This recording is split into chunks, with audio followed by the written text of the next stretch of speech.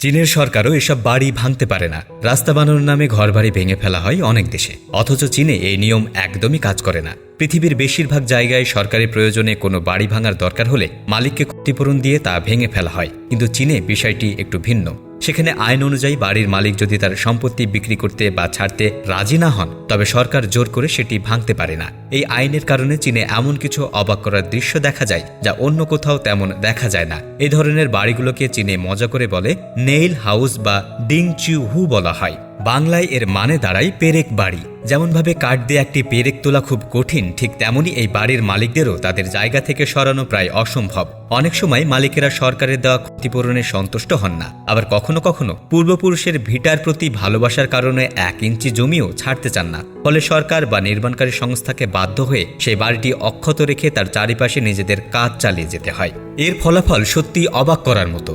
কল্পনা করুন একটি 8 লেনের ঝাঁ চকচকে নতুন হাইওয়ে রোড, যার ঠিক মাঝখানে দাঁড়িয়ে আছে একটি পুরনো বাড়ি।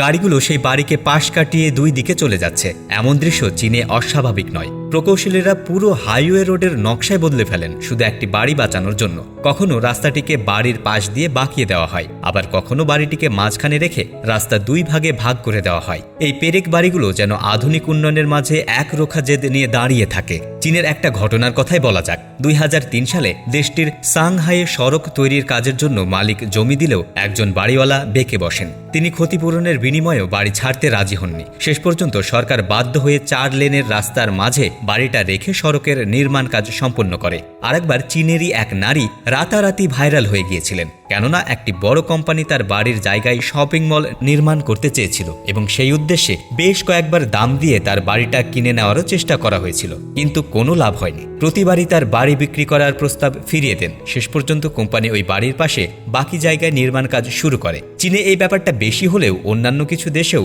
মাঝে মধ্যে এমন দৃশ্যের দেখা মেলে। যেমন অস্টিন নামে এক ব্যক্তির কথা বলি।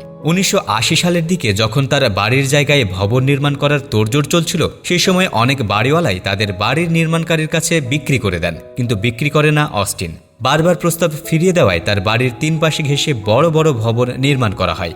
অস্টিনের মতে নির্মাণকারী কোম্পানি তাকে তার বাড়ির আসল মূল্য দিতে চায়নি, তাই সে বাড়ি তো হাতছাড়া করবেই না, বরং সেখানে একটা পিৎজার দোকানও দেওয়ার পরিকল্পনা করে। কিন্তু অস্টিন পরবর্তীতে অনেক ঋণের দেনায় পড়ে যায়, তাই শেষ পর্যন্ত অর্ধেক দামের বিনিময়ে তার ভবনটা বিক্রি করে দিতে বাধ্য হয়। তো বন্ধুরা, এই ছিল আমাদের আজকের এই ভিডিওটি।